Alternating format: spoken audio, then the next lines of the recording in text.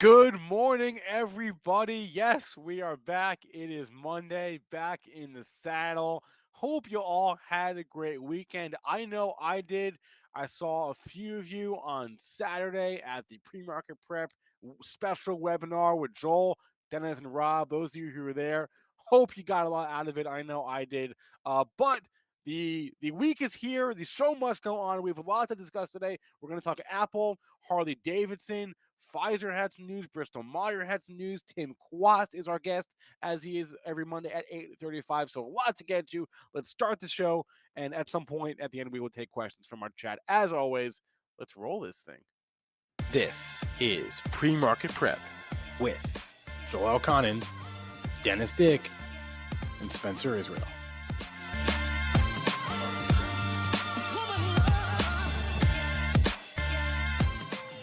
Joel, good morning. How are we doing? How was your weekend?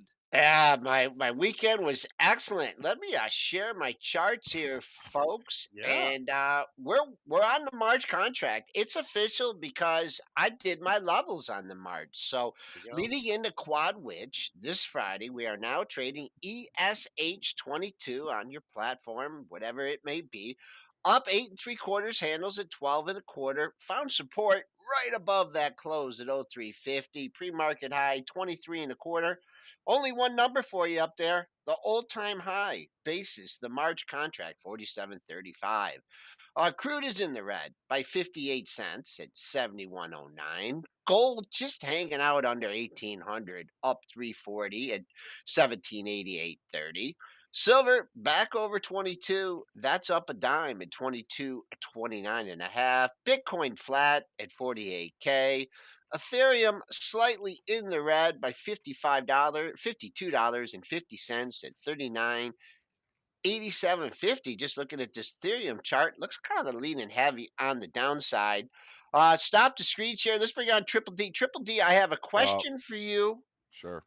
and then maybe two questions. The Okay. first question is, after your incredible presentation on Saturday and Okay. giving away all that information, did you feel increased competition in pre-market trading this morning? Mm, not quite yet, but that could be Not quite coming. yet. That's always the concern when you're giving away specialized proprietary trading secrets, which I gave away a few of them. You're always concerned that, well, you're creating more competition for yourself. So that has always been the concern. But yeah, I don't see it yet, but I think there was a few questions from some smart people out there that they're probably getting to that. So maybe I am creating more competition for myself. Or maybe or the opposite. Maybe there's some people out there, they're gonna go out there and try and learn, and you're Well, gonna yeah, they get smarter than you, and then they take the opposite side of your trades. It's like, oh, this is how he trades. Well, okay, well, he's going to screw up this way. So it's true. Lots of smart people out there. okay. Lots of smart people were at the event. Fantastic questions. It was their best turnout ever, I believe. Was it not, Joel? Yes, it was Yeah, we had more by a signups than we wide ever did. margin. Yeah, so thank you very much, everyone, for your support for the event. It went very well. Spencer hosted for us. It was a lot of fun. It was a lot of fun. And then the last thing along those lines is, you know how like the apes, they're all pretty much caged up now, right? After this AMC thing. We're creating a I think new they're still set in AMC and ready to go. So I don't know. We can say the apes are over.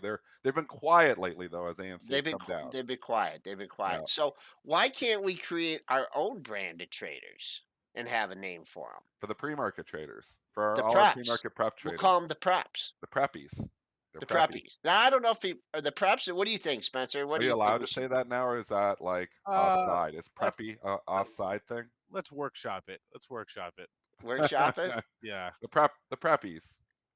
And then one final thing before we get into the markets, and folks, I'm always joking when I say this stuff, but I have a personal upgrade coming to Lululemon Oh boy. here. I had uh, I had a credible experience in their store yesterday, and I dropped some money too, and they were everyone there was so nice to me and so helpful. And I just kept buying stuff. But just last fashion tip. Do you know when you need new socks? Do you know absolutely when you need new socks? Never. Why? When you have holes in the bottom of your No, socks. that's. half my socks have holes in it. In the bottom? That's part of the allure. And then you mix and match them with the same ones you bought before? You didn't know that? Yeah. Okay. Anyway, All right, Spencer, take it away. all Enough of right. my Michigan Lot out of there. lot of crazy tangents here today. Okay, Let's so go. let's start. We can start overall market slash Apple here, right? Sure. Because they're sort of one and the same. Because the question I was posing this morning is, do we see new highs this week? And the same could be said about Apple, which is at new highs right now. Just about $1 trillion market cap for Apple, which sorry, $3 trillion, which is crazy to think about because it was not that long ago where we were asking, is Apple worth $1 trillion, and it took a while to get there. Yeah. It was on the precipice for a while, and it finally got to one, and then it got to two, like a year later, and now here we are, and we're almost at $3 trillion now in Apple. So the question is, two pronged. Apple $3 trillion. Uh, are we buying that or not? And two, new all time highs this week. Do we see them? Yay or nay? Definitely not buying it. I own it already. I've owned it for the better part of a decade. I'm not selling it either because I simply don't want to pay the tax. I think my average cost basis is $25 on Apple, so the majority of it would be tax. I mean, it's unbelievable that we were talking on the show about this approaching who was going to be the first company at 1 trillion. It was Yep. like 2 years ago we were talking about this. Who was going to be the first company to $1 trillion? Maybe it was 3 years ago. And it was a race. It was Microsoft and Apple, and and ended up, I believe, being Apple that was the first to 1 trillion. And here we are 3 years later, and we're talking about it at 3 trillion. So I mean, holy mackerel. I mean, multiple expansion. And one thing to consider if you're coming in and buying Apple now, Apple historically has traded from 15 to 20 times earnings. I think it's trading 35 now. So it's starting to get expensive. And why is it expensive? For the simple reason is that it's flight to quality. People are flying out of everything that, and they've flown out of the Cathy stocks this year. They're flying out of the high PE stuff, and they've expanded the lower PE stuff. So the lower PE stuff, some of it is actually getting expensive. Not all companies, but I would say Apple, relative to itself, is very expensive here. Now, still, you say, 35 times earnings isn't bad. The company is I guess it's growing. I don't know how much it's growing, to be honest with you. But if I had it on for a trade, I would ring the register. I don't want to sell it for the simple reason I don't want to pay the tax, and I don't think it's going away. I don't think this is like, oh, well, this is the top, the forever top. I don't think that's the case, but it's definitely overextended. I think we hit the 3 trillion. Maybe it gets that, buyer exhaustion after the 3 trillion because this has been the drive for 3 trillion. You hit it, and maybe then there's going to be a little bit. What's the price? What's the price we have to hit to get to the 3 180 to trillion? 289. 182.89. So we're a buck away from it. Right. So we're in there. I mean, but if you're coming in and loading up your portfolio in Apple now, I believe you are absolutely doing it backwards. Yes, I am talking against my book.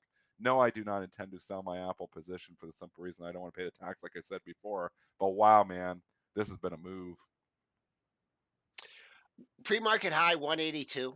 Someone has their foot there. They just want to sell. That's their target. So 182. I mean, there are no numbers out here. This is trading up 235.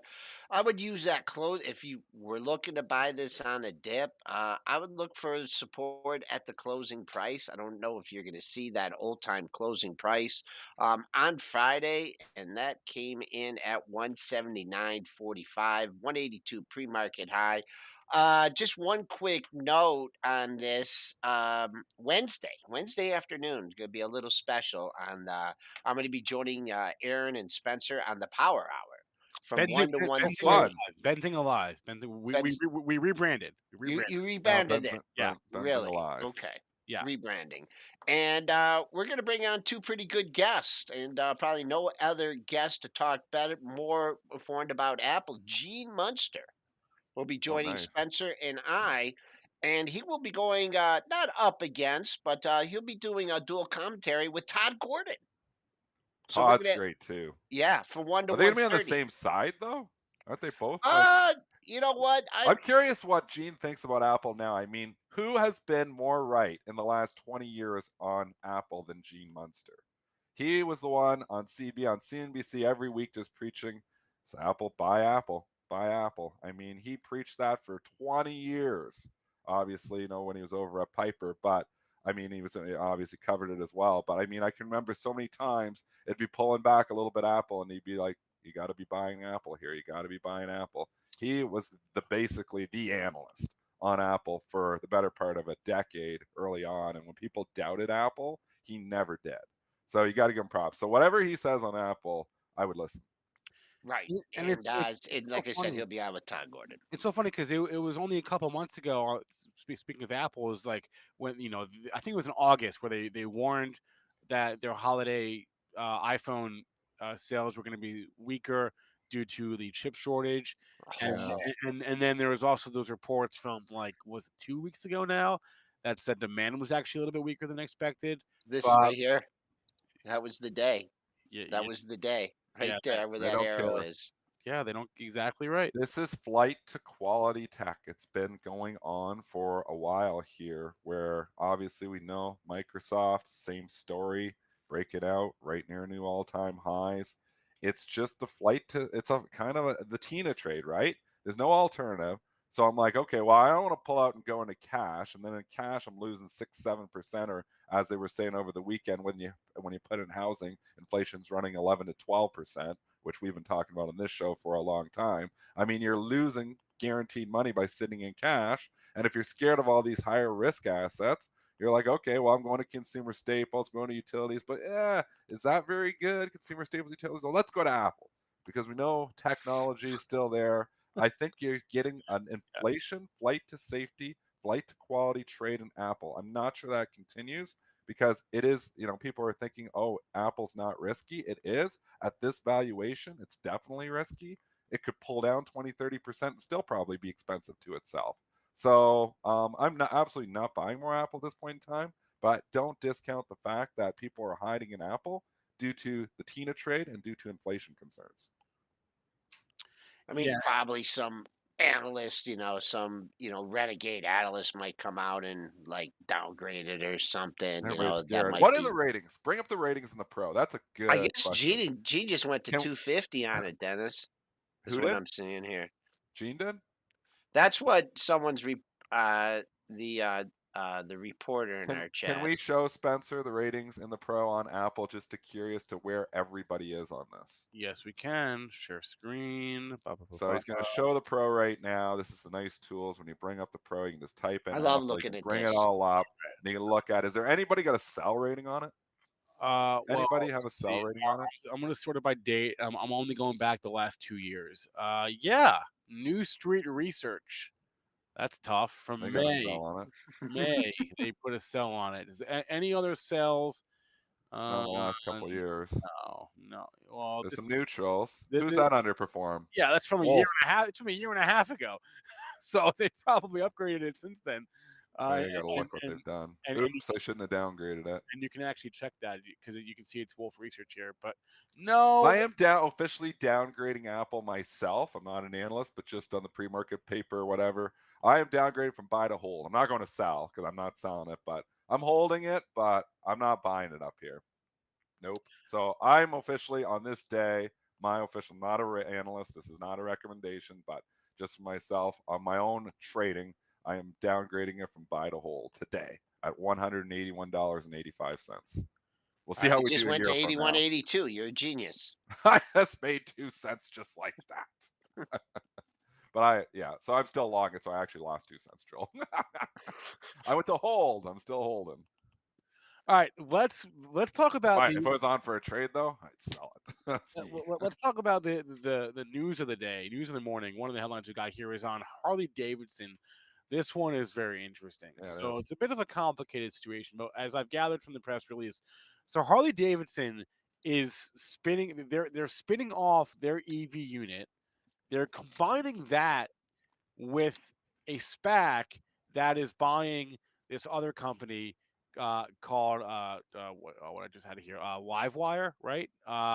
So the combined Harley Davidson Livewire company uh, is going to be valued at $1.7 billion. Harley Davidson will control about 3/4 of this new EV bike company that's going to And be a this merger is with IMPX, is the yes, SPAC. yes. So if you want to see the SPAC, which actually is not up much, it's only up 15 or 30 cents here, so it's not up much. But Harley Davidson, I've been saying the people who are making money on these SPACs are the ones who are issuing them.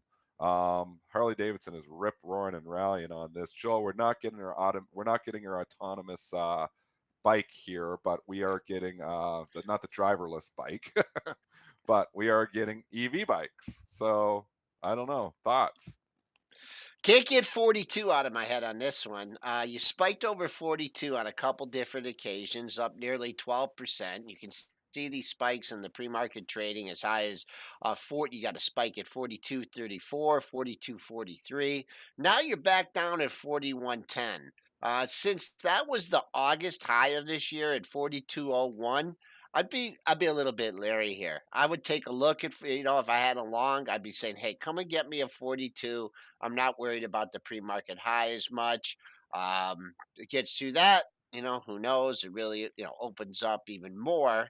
And there's a big candle there back from July. But I'll use that. Looks like you found some intraday support at 40 or pre-market support, but that's it for Harley Davidson. Probably a rally to be sold, but the one thing to consider is that we have moved into this value-oriented market in the last few months, and that continues. And Harley Davidson, I know Spencer's laughing, but HOG, I think the multiple, like the forward multiple on this thing, is like 10.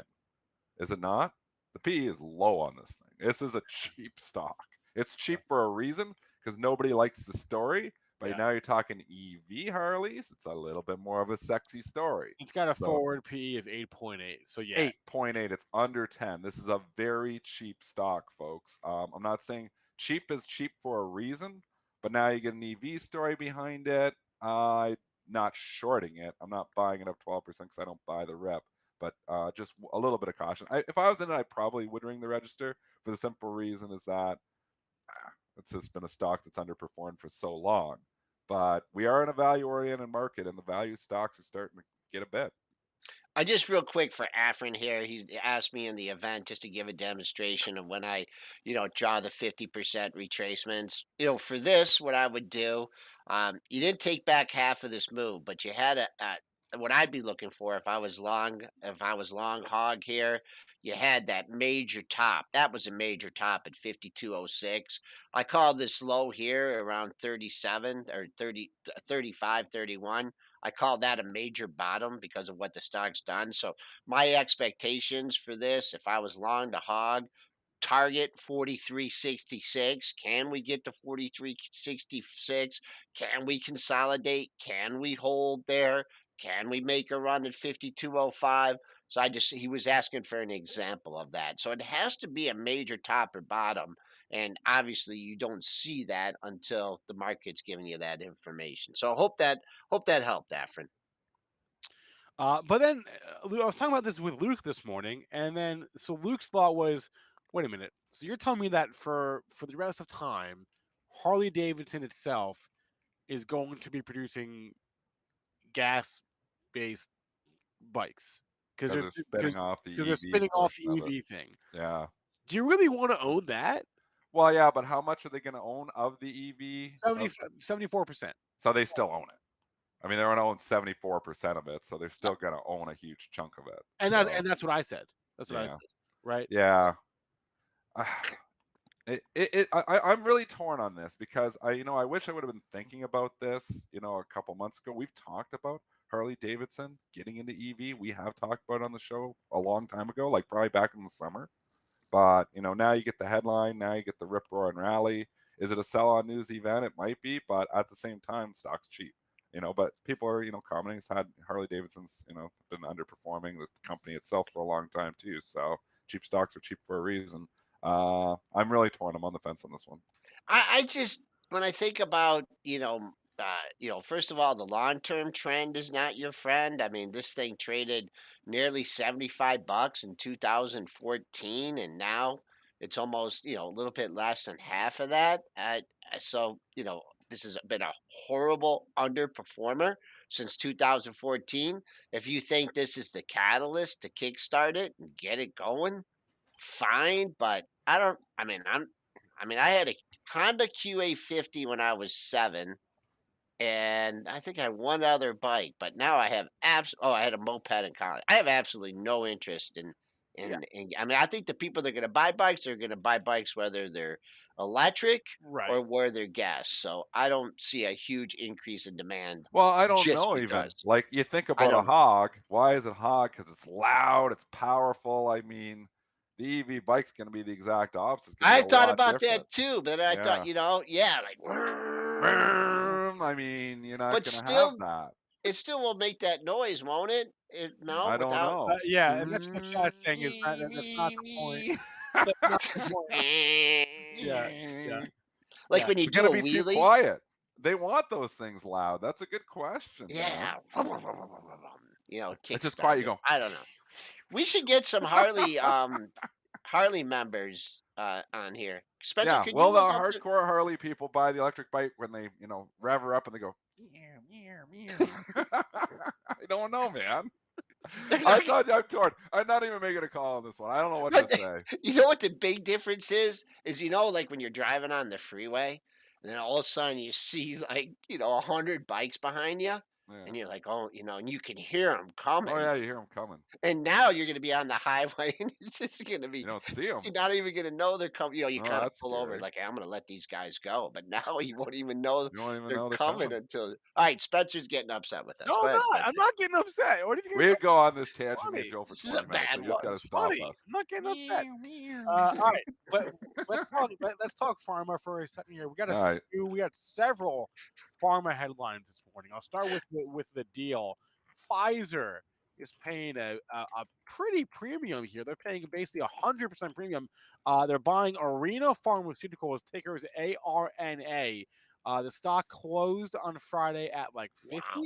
50. Closed at 50. They're paying 100 for it. Wow. $100 in cash for the stock. They closed at 50.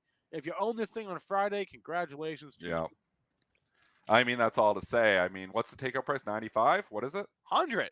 100. What's 100 the takeout price? 100. This time value of money all of a sudden. It's only 95. Look at this. So, well, maybe it's going to take a while to get this deal through, but time value of money matters all of a sudden with inflation happening. Doesn't matter to bonds apparently, but 94.88. So you're trading significantly under that. So if the deal goes through, you think eventually just up to $100. I mean, people logically, you come in, you think, okay, well, Pfizer should trade down this because they trade a huge premium, but not so fast. One, cash deal. Two, how big is Arena Pharmaceutical relative to Pfizer? Not very big at all. You're talking about a $3 billion company, at least it was on Friday, and they're obviously paying a big premium, but Pfizer's a $300 billion company. So it's basically a drop in the bucket for Pfizer, which is why it's not being affected. And the reason Pfizer is actually trading up further is that it's upgraded today. So I own Pfizer in the long-term account, not going anywhere. Is there a potential selling opportunity that people are going to look at this and say, well, they really paid a big premium for that? I don't know. The market cap's so small, I don't think it matters that much to Pfizer shareholders. What do they have in the pipeline? I mean, what are they working on? Do we Good know that? question. Because Um, the reason I ask is because, you know, for sympathy, I don't know if there's really any sympathy plays for What this, is is it? it? Like, yeah, like, so I don't follow Arena. Do we know Yeah, what, their drugs, like, what they're into? we're going to tell you right now. yeah. They have, this is from the PR, they have a gastroenterology Gosh. candidate, dermatology, cardiology. What else do they have here? It looks like they treat immuno-inflammatory diseases. Is what it You reads. know what? I wrote about this stock like 100 years ago. I can remember. I can't think of what the Did you say to uh buy no, I didn't buy it. I it? wrote about it. Uh I'm just thinking if there's someone else out there that's doing the same thing, it might be bad news for them, because they're choosing Arena. I don't know I don't. I close mean, enough. I'm. You need But like an Adam Fierstein. Yeah, hey, where is Adam? Whatever he's happened? You nothing want to dig happened. him up, Spencer? He likes you, I think. Nothing happened to him, Joel. He's still around. Okay. All right. Let's take a look at Pfizer real quick and then move on. Full disclosure, been long Pfizer for quite a while. Ooh. Yeah, me too. Well, you did have a triple top just around 53. You took that out. So let's look better hold 53 on this pop. And if it does hold 53, it will work its way into yesterday's range. You got to pop near 54 off the news. 53.97 is your pre-market high if you're looking at a target, and then you got another daily high right up there. So 53 to 54, and Pfizer, it will be up and down and all around. I mean, for a $50 pharmaceutical stock, this does move around pretty good. Uh, I don't know. Like, so I'm long Pfizer too, long term account. Again, I think if you're coming in, do it now. I think you're late to the party. So again, talking against mine and Joel's book here, but it's run quite a ways here. We're Did someone just $41 a whack month this ago. It's down been to a good move. unchanged? Was that an On odd what? lot? Was that an odd lot or what was that? No, it's a closing cross. You want me to do some tape reading with you? So it was on FINRA 5278. Somebody's reporting something from Friday at the close. Okay. So somebody Thank did a you. That's what I trade. thought. You can see it's 325,000 shares of closing cross. So it's always good to look at your level two, like look at your quote monitor. It's still bid 5338. It's just traded through. So that is an off exchange trade. You can see it gets reported at the FINRA trade reporting facility, FINRA TRF. You can see it's 325,000 shares probably at LiquidNet. We again, we've asked for color, to the regulators. FINRA just blankets everything that's off exchange. So you don't really know anything, but you can speculate. When you see size that way, it's probably an institutional cross at the closing price of 52.78. So two institutions just said, yeah, let's do the deal. Maybe it's even a late report from Friday. Some of these report late that, hey, we had a big cross there, and it could be done this morning maybe, but they're crossing it at the previous close. They agreed to cross it at the close.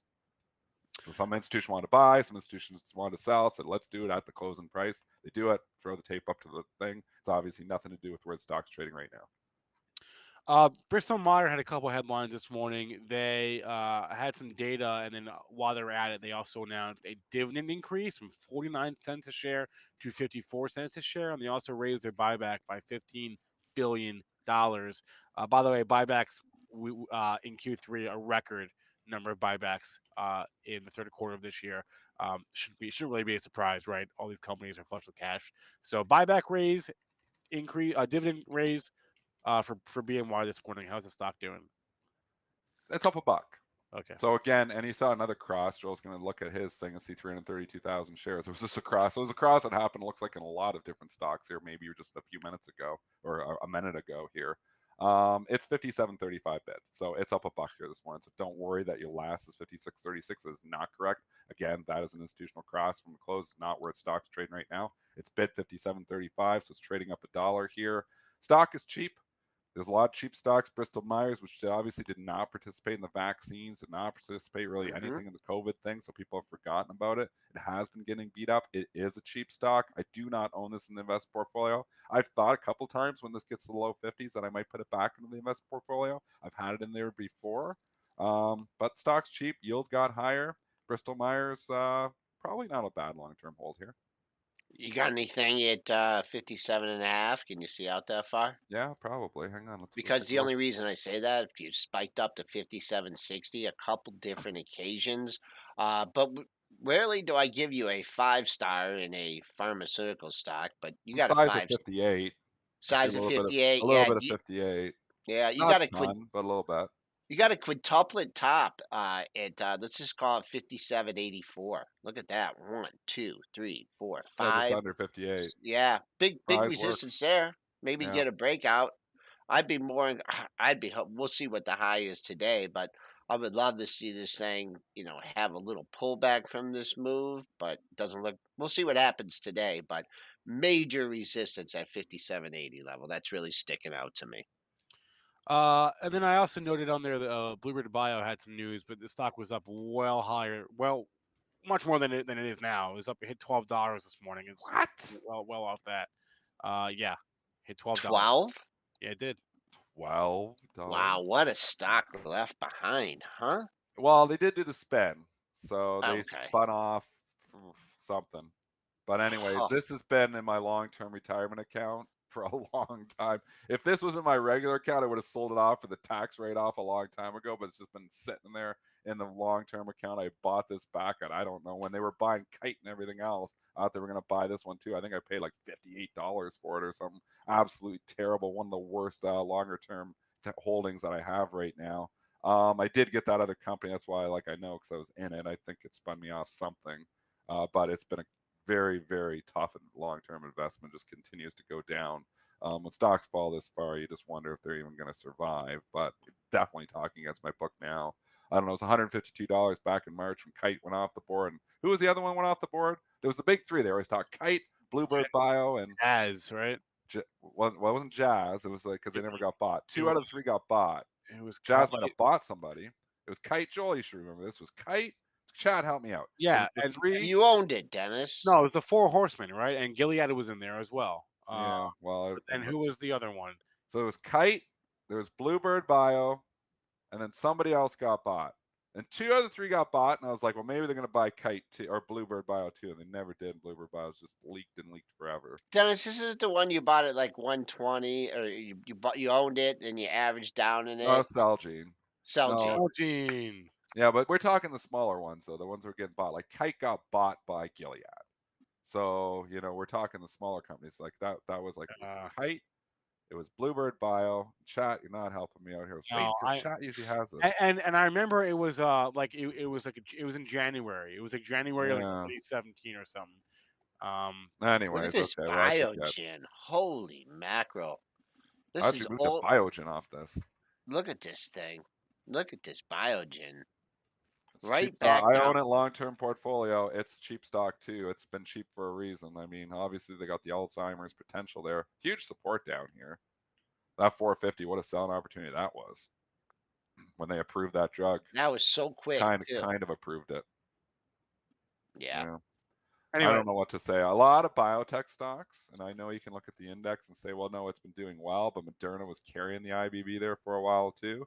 But I mean, really, the XBI, let's give a perspective, $174 back in February. It's $109 here today. You're talking about an index down 30%. So the XBI has not been a good performer here for a while. Biotechs have been forgotten. So will they get thought of again and will start to pick up? I think so. Maybe the Tina trade comes in here too eventually to help lift those stock prices back up. But I think I'd be a buyer of biotech stocks down here. Sarepta just hanging out here between 80 and 100. I traded a couple times. Yeah. Seems like you get down mid 70s, it's a buy, and you're right. Up in the 90s, it's a sell. Yeah. Silence. That's silence that's again. it. We did that the other day too. It's kind of nice. All right, there's a bunch of things in the chat. Bill is reading my mind. Don't worry, Bill. We will cover the Nasdaq 100 rebalance. I promise you. Right after Tim. We will cover that after ref Tim. A few people asked about Rivian. Rivian's in the news this morning because their R1T was named 2022's Motor Trend Truck of the Year. First time ever that an EV truck got that title. If you care about such things, RIVN is trading up this morning a little bit, probably off that headline. But yeah, I'm not interested in Rivian at this valuation. How big are those vehicles? They hold a lot of people. Yeah, I think so. I don't know how. Let's look it up. It's sleepy down here. I don't think I could. If you're looking for some targets today, you're opening right here. We're hanging at Friday's high. So show me you can get through this 118, hold 118, and then there's no daily highs up to 120, 132. That's another $3 higher. But the rain, it's calming down here. It's kind of raging. A good support under. Well, there's a nothing perfect, but we'll call 113, 114 good support. Yeah, five people, Joel. 5 people. Really? Okay. Nice. Ring Central doing a buyback too. I believe I saw that go by this morning. We got D in the chat saying it. I believe I saw it go by. Do you have the headline? No trades. Look at that thing. Well, that's why I'm looking at it because it's been murdered again. Yeah, I see it too. Valuation, higher growth, higher valued. You know what you can say about this stock? It's got its bell rung. Nice joke. I laughed out loud on that one. $500, $449 in February when they had to own everything. Well, you got not just a 2-for-1 stock split, you're working on a 3-for-1 stock split right now. We didn't get any extra stock. Again, you got to know what you're paying. PEs do matter eventually, and they matter on everything right now. Wait a minute. Oh yeah, RNG is it? Okay. And just for awareness, if anyone cares about such things, we talk about the Benzinga portfolio, right? The companies that Benzinga uses or doesn't use. We have basically canceled almost all of our Ring Central at Benzinga. In fact, Really? in Why fact, didn't you tell me that sooner? in Yeah. fact, Why didn't we know this 6 months fact, ago? I am the last holdout. I think I'm like one of the only people here that still has like a desk line. We like don't have desk phones anymore, basically at the office. Because why? Nobody comes here. Why do we have desk phones? So yeah, Benzinga is basically offering Central if you want to use that as an indicator for such things. It is. What my indicator for these stocks is right now, because growth is so out of favor, and we can Yep. see that because ARKK was down on Friday again, despite the market making new highs. When I bring up the PE for something, because I'm curious, so what's this trading on? I see NA, not applicable. Right. That's telling me, yeah, no, thank you. No, then you just go over to price to sales or your backward PE. Or No, whatever. I'm just saying, in this market, the Oh, not applicable is not what you're looking for. yeah, yeah. Because they are just not in favor right now. Could have growth eventually get back into favor? It could, but I'll tell you right now, growth is so out of favor. It keeps getting hit, and you see these PEs like that, or say NA, not applicable, means they don't make any money. Those aren't the companies that are in favor right now. It is 8:36 on a Monday. You guys know what that means. Market Structure Mondays with Tim Quast. Sir, how was your weekend? It was great. We had a combination of snow and 10 degrees, and then sun and 60 degrees in Denver, Okay. which is par for the course here. All right. We Awesome. we.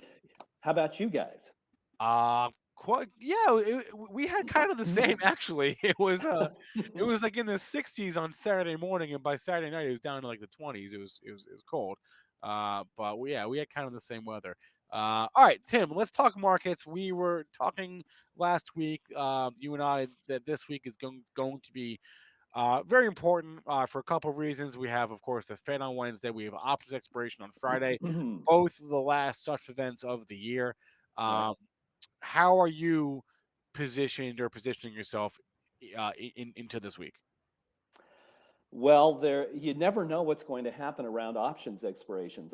I've said for a long time on this program that uh, I prefer to portage around the falls of options expirations. It will depend on what the overall sentiment, what we call broad sentiment in the market, is doing. If it's peaked into options expirations, I'm out. And it doesn't mean the market will decline. The probabilities are not in your favor when those conditions exist, and it's sort of the opposite this time, believe it or not. Broad sentiment is rising everywhere still, even after that big surge that we had. We're still approaching 5. So historically, that has meant that we get a nice move during options expirations. Doesn't mean it will happen, but I'm a little less concerned here. Now, I might try to be out of positions by the end of Friday, but I'm not I look at the probabilities here and say they favor us more than hinder us. I'll add, it doesn't mean that the market isn't down today or tomorrow. Those conditions tend to precede a surge into expirations, because if the underlying equities deteriorate in value just a little bit, and hedge funds with big baskets of options then can drive them up into options expirations, you can exercise those rights, force people to cover, and turn right around and sell what you just covered. And that's a very popular hedge fund strategy. If you borrow 8 or 9 times your economic interest and leverage into positions at options expirations, and that can happen. I'm not saying it will. I'm saying that there's a probability that that could occur. And Dennis, you were talking about this split between growth and value. Yeah. And it seems to be the case, but it is not linear. You could say, I mean, look at Apple. There are growth stocks that have performed very well, but there are also oddly value stocks that have performed very well.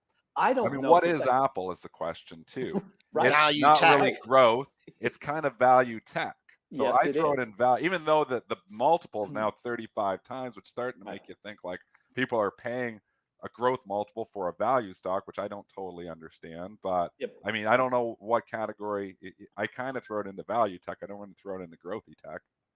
Could do the same with Google, and Yeah, I would and say the uh, same and for it's and sure. it's done well too. Yeah. And those are values, so I would Mhm. argue for the value trade to continuing there. So what growth stocks are you seeing really, if you go away from Apple and Google and say they're more value? Are we seeing any growth stocks really take off here?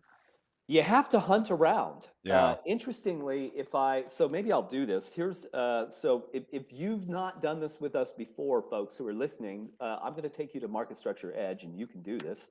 Just you go to marketstructureedge.com, sign up with your name and email, free for 14 days, and you can follow along. And I'll show you things that we look at. I want to show you a deal stock as well, and how you might screen for those with Market Structure Edge, because there's always opportunity in those sorts of things.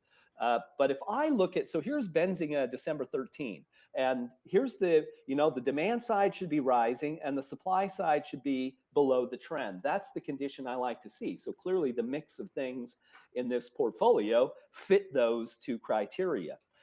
So if I look at things that might rise that are growth stocks, the weirdest one of all would be Alpha and Omega. But this is a really this is exactly the kind of condition that you want to see in a growth stock. So it's spending a lot of time at 10. That is, it's all the way it's banging against the ceiling because there's excess demand, and the supply trend continues to be trending down. This can signal maybe a bit of a slowdown, but those kind of stocks have done very well. I would say, once again, Synaptics did very well. HP did very well.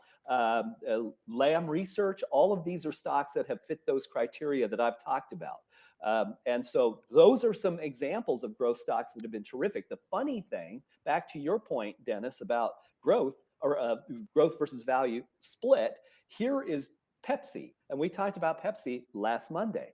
I said, you look at that, and steady demand and supply dragging below the trend, that's likely to rise. And it behaved like a growth stock.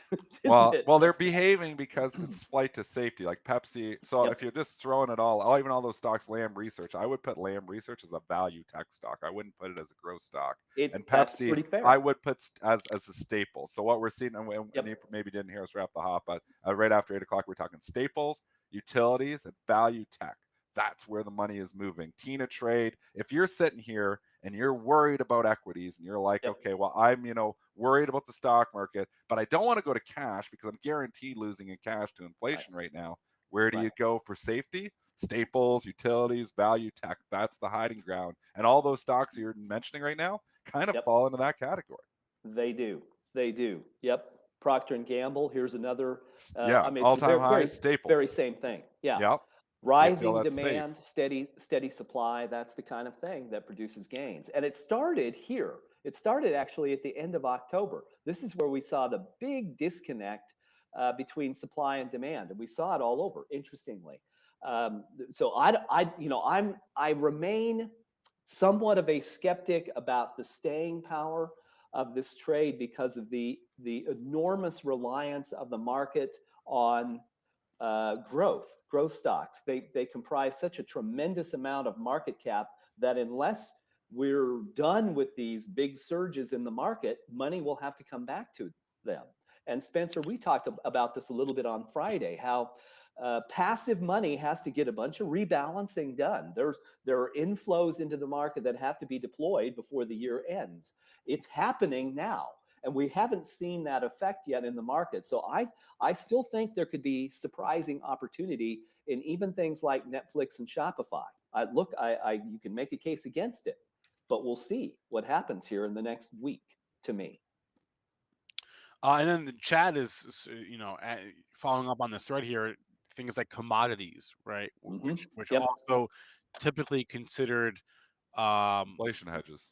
yeah, lower beta inflation hedges, quote unquote, safer in quotes than Yep. than stocks. Building materials. Yep. You can look at the supply demand balance here for I've got 7 companies in this portfolio. Looks very good. If short volume is falling and demand, which is an algorithm that calculates demand from all the different purposes that drive buying and selling stocks, looks like that, that's pretty good. You could look at home builders. Home builders, with wood prices rising, it's not necessarily how I think about it, but I look at that and say, wow, now the run might be just about over, right into options expiration. So if you own home builders, that might be the time to leave, because look how high demand is now, pushing toward 10 for these 8 companies comprising that group. But it fits the thesis, Spencer, that commodities in an inflationary environment clearly are going to work. That I don't, we think differently than a lot of folks. I'm going to go to supply and demand, short-term changes in those. That to me is how we as retail traders can compete with high frequency traders. It's the only way. Otherwise, they will run circles around us because they have better data and faster machines. To reference it, so this, you'll have to go hunt for this, youngsters. But it says, Roger Miller said, "Don't roller skate in a buffalo herd." It's the wrong equipment for heard that. right. It's a great song, but it's very old. So we want to make sure that we're not the ones wearing roller skates in the buffalo herd, and that's why I think supply demand always trumps. It will tell you where the money is going. I could look at every trend right now, despite what we're seeing, the bifurcation toward value. If I look across every portfolio here, there is an uptick in demand, and the supply side's pretty weak. It says it's possible. And again, I'm not saying this will happen, but it's possible that the whole market goes up 1,000 points, that the Dow goes up 1,000 points this week. Again, Well, the I'm value not saying stocks it's could going to keep happen. carrying us here. So you're still They seeing could. strength in the value names. Yes. To me, that isn't done, Bring up a particularly Ford. into options. Let's bring up Okay. a Ford, because this is a Okay. good example of the stocks that we've been talking about. And obviously, I own Ford in the long-term account, but I've been Yep. talking about, here's your way to play EV, and it's not expensive. I mean, you're talking about a company that's trading 9 or 10 times earnings, and it's starting to get the story behind it as well. What's it look like from a supply-demand perspective, though? Well, so I would say see this big jump for Yes. supply over the Yeah. trend. That can be additional demand into options expirations. It is a supply demand imbalance, but it goes back to a core. There's this fine line when you have a deficit in supply, then a surge in supply, and it accompanies options expirations. It can mean that market makers are creating stock to fill orders, and those orders are tied to call options. Again, I'm not saying that's absolutely the case, but we're well below 50% short volume. So it's the principle applies, but that can happen right into options expirations, and you can see Ford move 3, 4, 5%. General Motors, similar chart. Just curious, because we were let's take a seeing, look. obviously, from the technicals, General Motors approaching new highs as well here again. Just Right. wondering your supply demand. We're just cherry picking some stocks here. Yeah. That's very positive. So there's not a creation of stock to fill derivatives demand, but that's a very nice ramp. We have demand rising, and supply took a big dip. So it's very easy to understand logically. There is a supply chain. If everybody rushes to buy Christmas trees, there becomes a deficit in the supply chain for Christmas trees. There aren't enough. So then what happens? The prices go up. The only difference is that this weird little feature of the stock market, where market makers are exempt from having to locate shares to short, which is why you want to make sure you short stuff where you have a high probability of wins. And that's a whole separate topic. But that's the only difference. Otherwise, this will almost always produce a gain, particularly into options expiration. So I agree. Shows the same thing, Dennis. What about Harley? Maybe Harley, yeah. Oh, Jochen Zeitz. The one what a problem, great name. does this adjust on the fly? Harley Davidson's up 12% here this morning for pre-market data. So does your data, like, it's not going to adjust that quickly because it's slower, No. like looking at, the overall trends. But we want to obviously know we if just had a that's coming, spike. right? We want to know if that's coming.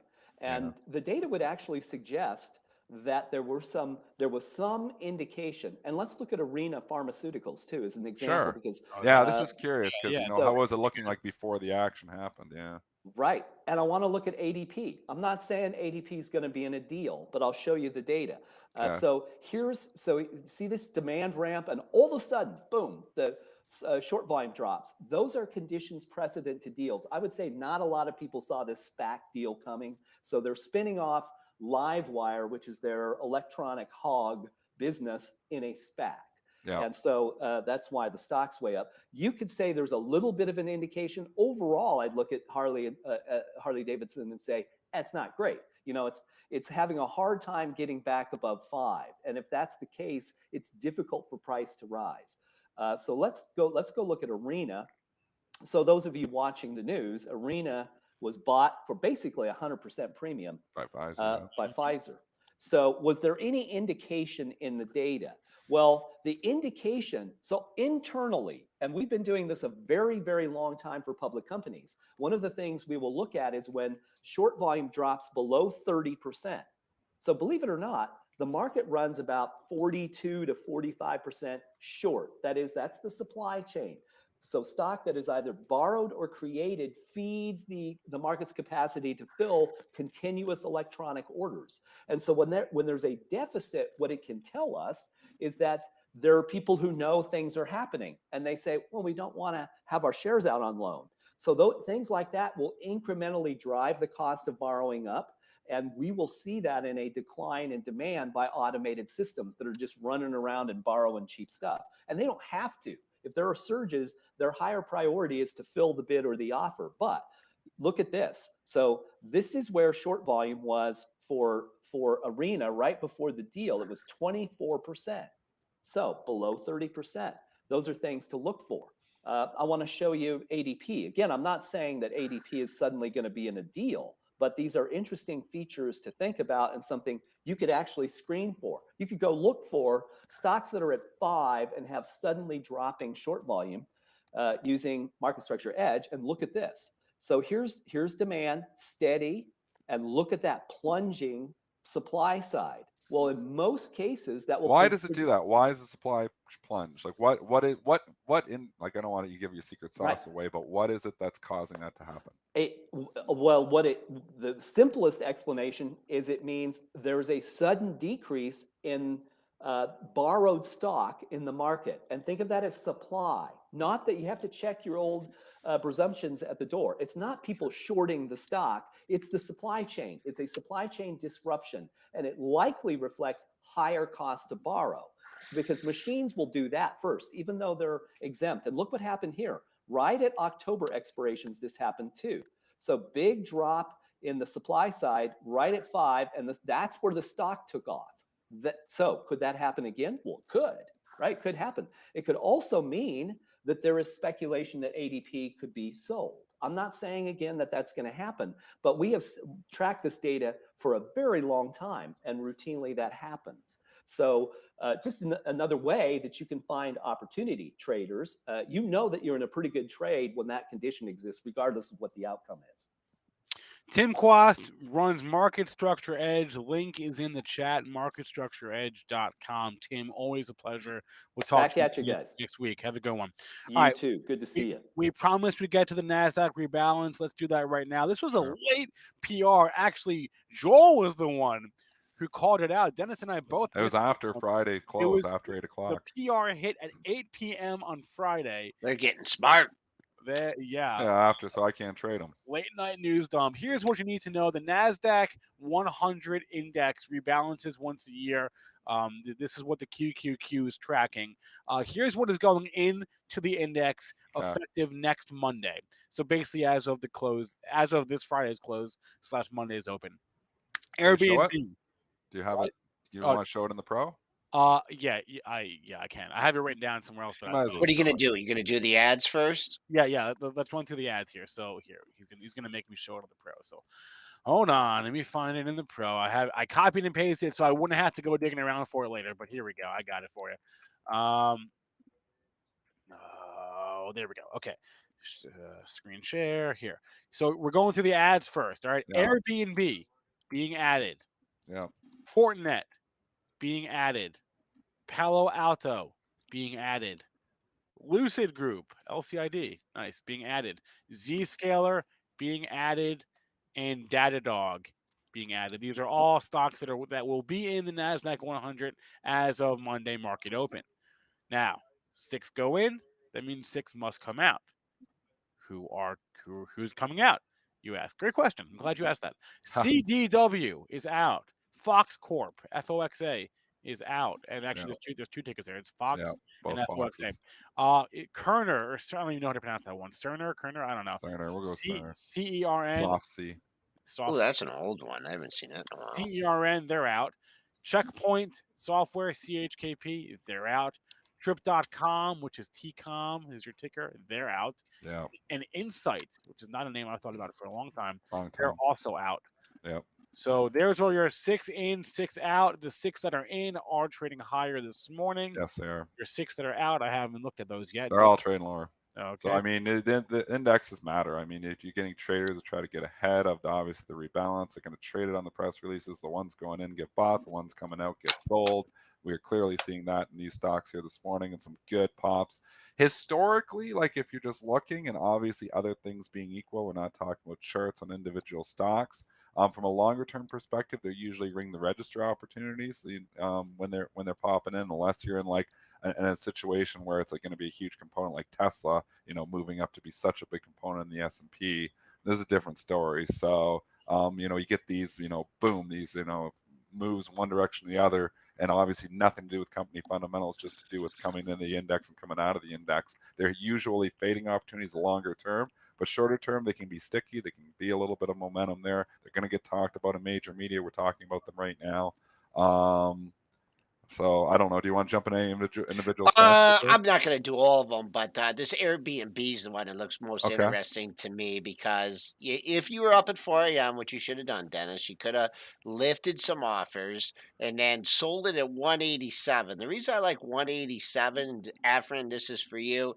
You had a big break here, and this thing is attempted to get all-time highs. You put it at bottom of there at 160. You got a double top right here at right at the 187.50 level, exact double top from last week.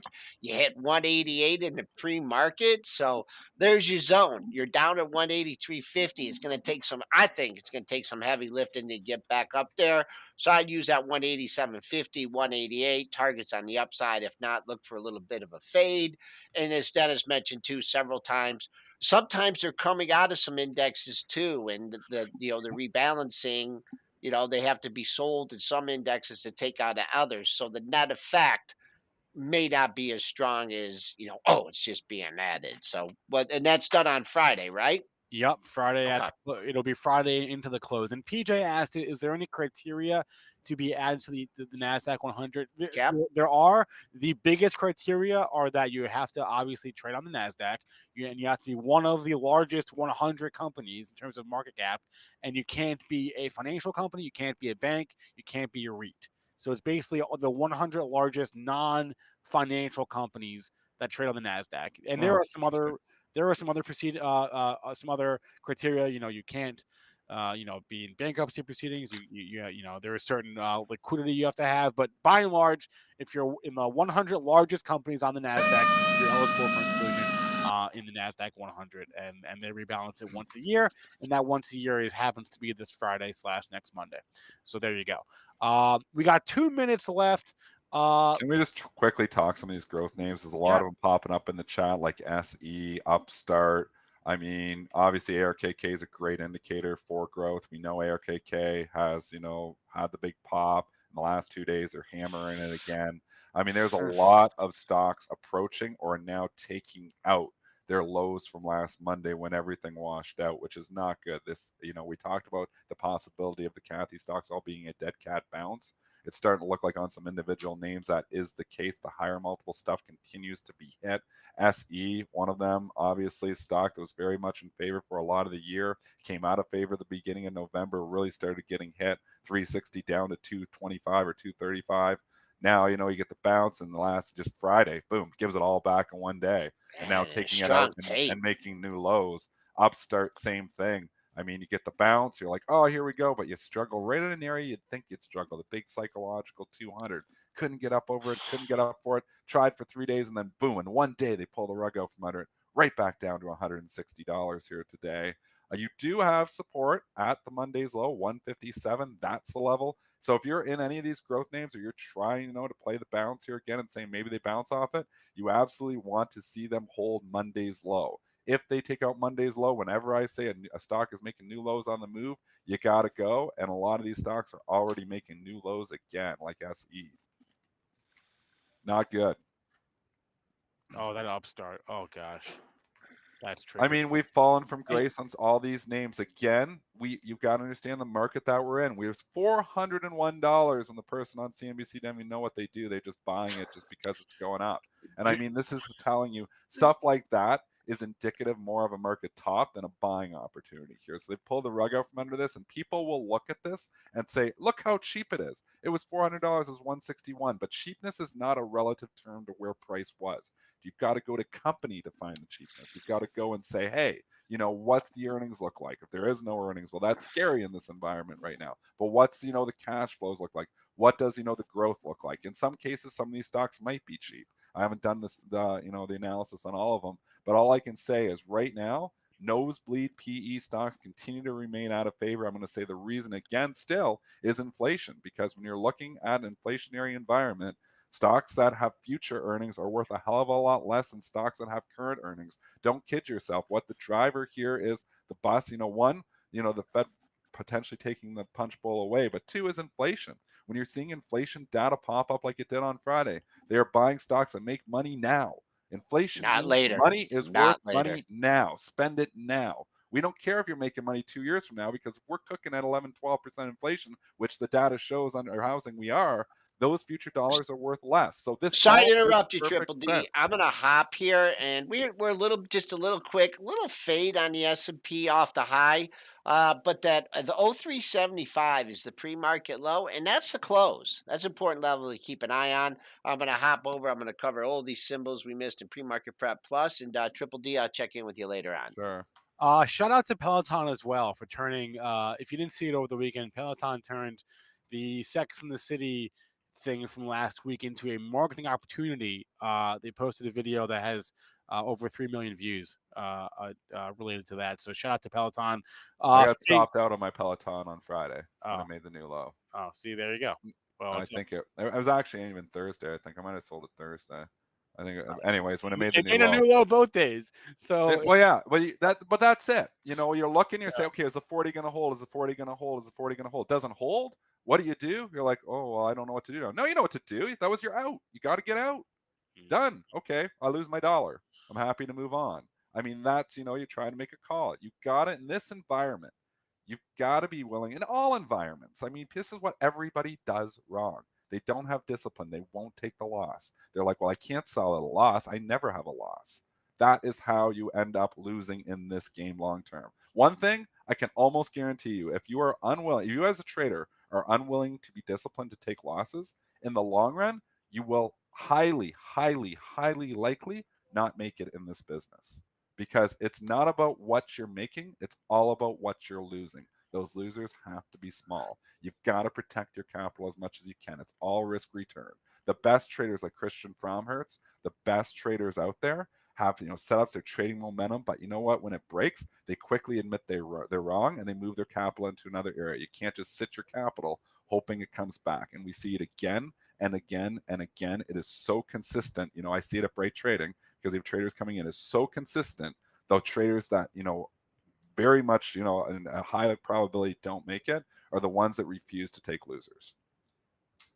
All right, that's going to be a wrap, Dennis. Great to see you as always, and have a good rest of your day. We'll talk to you again tomorrow. I'm going to hop off as well. We have live trading with Benzinga starting in a couple of minutes. Ryan Fluna, Zunaid, Mitch.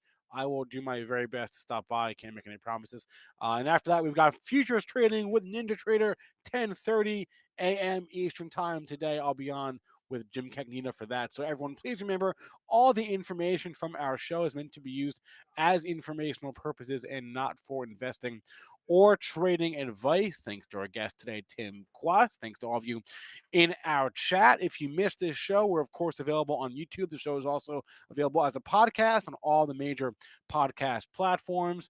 And that's a wrap. So I'll catch you guys over on Live Trading with Benzinga, going live ASAP.